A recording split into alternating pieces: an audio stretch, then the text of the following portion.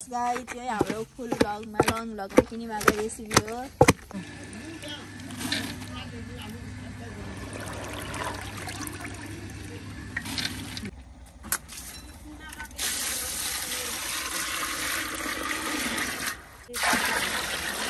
यति मात्रै लाउँ। Hello guys यो के हो?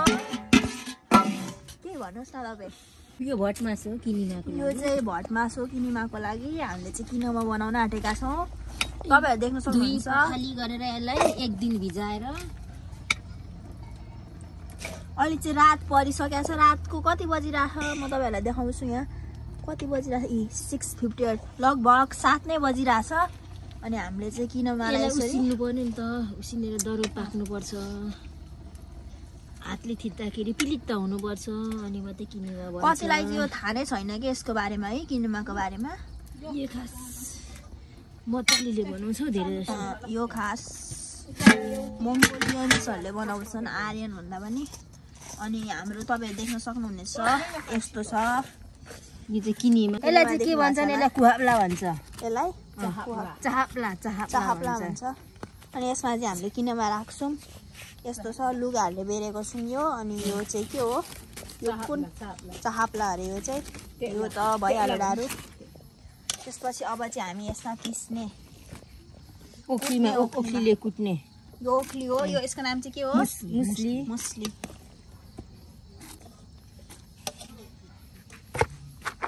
अब कुट्नु स्टार्ट गर्नुभयो मेरो फुपूले। म चाहिँ आउँदैछु कुट्नु। ठिकै छ। किनेमा चाहिँ मतालीको घरमा धेरै जस्तो बनाउँछ। अहिले म भन्दा हाम्रो फुल भ्लग हेर्नुभयो भने त्यहाँ किनेमाको रेसिपी सबै लगाइराखेका छौँ। यस गाइस यो हाम्रो फुल भ्लगमा लङ भ्लगमा किनेमाको रेसिपी हो। चाहप्ला भन्छ। यसलाई चाहिँ के भन्छ भने म भन्दिनँ। यो यसमा चाहिँ किनेमा राख्दाखेरि छिटो उड्छ, राम्रो हुन्छ। राति राखेको किनेमा चाहिँ एकदम राम्रो हुन्छ। तातो तातो कुट्नुपर्छ। यसरी यसलाई राख्नुपर्छ। चट्ट निकाल्नु। यसलाई चाहिँ बेसरी खिचेर राख्नु हुँदैन। किन? खिचेर राख्यो भने राम्रो हुँदैन। यसलाई चाहिँ एकदम यसरी राख्ने। टक कता कता झर्छ त्यति झराउने। अनि यसलाई चाहिँ तातो तातो राख्नुपर्छ। हाम्रो यति मात्रै बनिएको तातो तातो हो।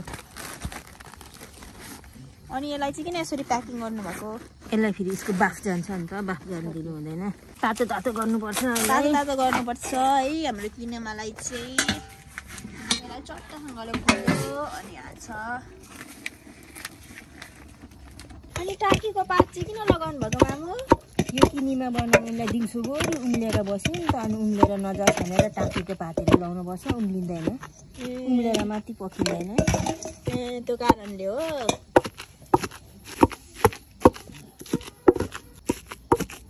हामीले यो चाहिँ तातो तातो लाउनुपर्छ। यसलाई किन तातो लाउनुपर्छ? चिसा लायो भने चाहिँ यो उठ्दैन। चिसा लायो भने चाहिँ नउठ्ने कारणले चिसा भयो भने चाहिँ उठ्दैन। यसलाई तातो लगाइसकेका छौँ। त्यसपछि के गर्ने होला अब हामीले? कसैले जवाफ नै दिनु भएन। सब्जी खाने, झोल खाने, अनि के खाने यसको? यो चाहिँ धेरै हामी मतवालीहरूले खान्छौँ। छेत्री बाहुनले भन्दा पनि खानेले खान्छ। अनि हामीले फेरि अर्को लट, यो चाहिँ 3 चोटि भयो होइन। यो अघिको पन्यु भन्दा पनि यो जाली पन्युले चाहिँ यस्तो गर्न सजिलो भयो। यसलाई पन्यु भनिन्छ र जाली पन्यु नै। ओके, सो हामीले यसलाई चाहिँ लगिसकेका छौँ अघिकै ठाउँमा। अनि फेरि यसलाई कुट्ने, यसलाई मजासँगले कुट्ने हामीले। अब त्यो कुट्न स्टार्ट गर्नु भएको छ यसरी अघिको जस्तै सेम तरिकाले। यो चाहिँ हाम्रो विदेशदेखि माग भएर बनाएको भन्नु पर्दाखेरि। हाम्रो विदेशदेखि नै हो। विदेशैदेखि हो किनेमाको। हाम्रोमा चाहिँ किनेमाको अर्डर विदेशदेखि आउँछ।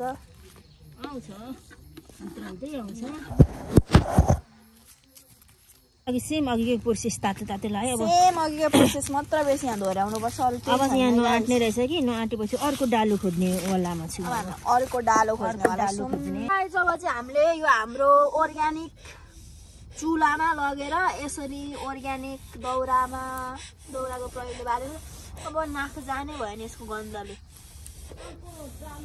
यही गन्धले त हो नजर नलाग्ने भनेको, यस्तो कडक गन्धले हैन।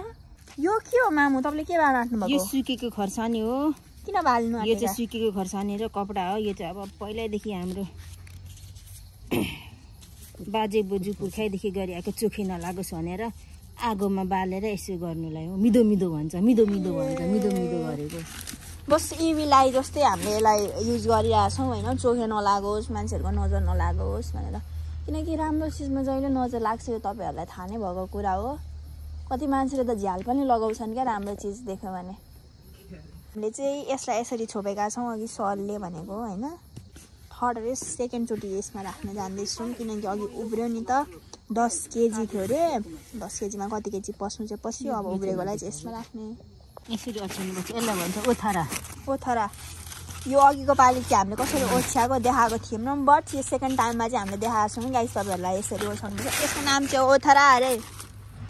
चाहाप्ला भन्छ हाम्रो भाषामा। चाहाप्ला हाम्रो लिम्बू भाषामा चाहिँ। सुनेको छ कि छैन मैले बोलेको देखेँ मजाले। चाहाप्ला भन्छ। पढाइ गाडी नि भयो त्यस्तै गर्ने। चाहाप्ला। ओके मिस्टेक हुँदैछ कि मिस्टेक हुँदैछ भने तपाईँहरू करेक्सन गर्न पाउनुहुन्छ। बिकज भटमासको चाहिँ हामी किनामा बनाउँछौँ। अब कति छ 8 छ नि जस्तो छ। अब यही लास्ट हुन्छ कि जस्तो मलाई लाग्दैछ। हो कि होइन भन्नुहोस्। लास्टचोटि चाहिँ यही हो है हाम्रो गाइस। अब किनमा गीत सुनेर किनमा नाचेको। त्यसपछि अब यसलाई फेरि कुट्ने।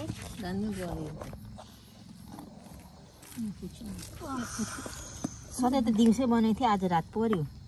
आज हाम्रो दिउँसो धेरै काम थियो नि त, त्यही कारणले रात पर्यो। भिजाउँदा पनि हिजो अलिक अबेला भिजायो नि त, त्यस कारणले गर्दा यसलाई पनि हल्का अबेला भयो।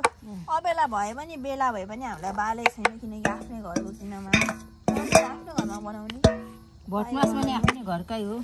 आफ्नै घरको भटमास हाम्रो बारीको भटमास। कुट्न हामीले रेडी है। मोसी हाई हाई हाई गरेको जस्तो भयो है।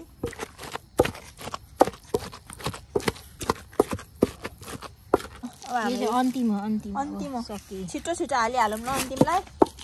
लु अब बानौँ। अब हाम्रो यो किनामा रेडी भइसकेको छ। यता अन्तिममा चाहिँ हामीले यसरी यहाँ पिरामाथि ओछ्याइदिएको छ, चिसो हुन्छ। यहाँ हाम्रो दुईवटा छ अघि बनाएकाहरू। अब के गर्ने रे मामा? ब्ल्याङ्केटले छोप्नुपर्छ। ब्ल्याङ्केटले छोपिदिएका छौँ हामीले। दामी ब्ल्याङ्केट छ नि हो फेरि हाम्रो त। दामी ब्ल्याङ्केटले छोपिदिएको हो। मान्छे जस्तो देखेर भएर तर्सेला नि को मान्छे। अब यस्तै छ है गाइस। सो गाइस यो चाहिँ अर्को दिन हो अनि म चाहिँ कलेजबाट पनि आइसकेकी छु। यो चाहिँ रातभरि राखेर अहिले बिहान चाहिँ किनीमा हाम्रो किनामा चाहिँ के यस्तो भइसकेको छ। यस्तो भइरहेको छ। राम्रै छ, राम्रो छ किनामा। हिजो त्यही अस्ति राति कुट्यो। राति कुटेर तातो तातो तातो तातो यो चाहप्लामा राखेर किनीमा चाहिँ यस्तो भएको छ। दामी भएको छ। अब यो चाहिँ यसलाई के गर्नुपर्छ? यहाँ चाहिँ सुकाउनु पर्यो नि त घाममा। अब यो घाममा सुकाउने हामीले यस्तो बनाएको छौँ। हामीले यो झुल चाहिँ किन बाऱ्यौँ भन्नुहुन्छ भने ढुङ्गाहरू आउँदैन अनि कुखुरा सुखुरा पनि कतै कसको बारीदेखि पस्यो भने तिरपाल पनि धुई पखाली पुऱ्यायो, च्याट्टा बनाएर सफा गरेर यहाँ सुकाएको। यस गाइस नाङ्गोमा पनि हुन्थ्यो तर यहाँ धेरै भएर यस्तो भयो क्या। हाम्रो किनीमा चाहिँ यस्तो भएको छ। हाम्रो किनामा चाहिँ यस्तो भएको छ। राम्रो भएको छ।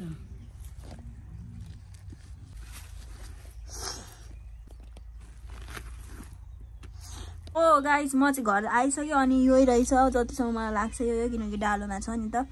अनि अब यसलाई चाहिँ म बोकेर पुर्याउँछु है त पर। सो गाइस मैले अर्को पनि बोकेर लाँदैछु। क्यामेरा चाहिँ माथि राखेको छु त्यही भएर यस्तो देखिरहेछ होइन। अनि म ठक्क उता पुगेपछि देखाउँछु है। अब यो चाहिँ डालोमा चाहिँ भनौँ न पुगेन नआटेर मैले कार्टनमा राखेको छु। कार्टनमा राखेको अघि के जस्तो सोही तरिकाले अब हामी यसलाई पनि निकाल्दैछौँ। यस्तै छ यस्तै छ।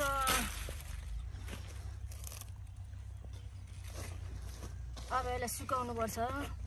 सुकेर खटखट नहुँदो चाहिँ यसलाई सुकाइराख्नुपर्छ। सो गाइस यस्तै छ है किनीमा चाहिँ अब हामीले कति दिन यसलाई सुक्नुपर्छ छाड्नुपर्छ मामु? यसलाई हेरिराख्नुपर्छ। यसलाई हेरिराख्नुपर्छ बेला बेला होइन। हामीले झुल लगाएर राखेका छौँ। झिङ्गा सिङ्गा आउँदैन अनि के भन्छ हाम्रो कुखुरा सुक्राहरू पनि आउँदैन। हाम्रो किनीमा चाहिँ 2 दिन सुकाएपछि किनीमा चाहिँ यस्तो भयो, एकदम राम्रो भएको छ। यति मात्रै हो यो 10 किलो किनीमा यति हुँदो रहेछ। एक नाङ्लो नै भनौँ। 2 दिनमा सुकाएपछि यो अब चाहिँ सुकिसक्यो। Yes guys, bye bye.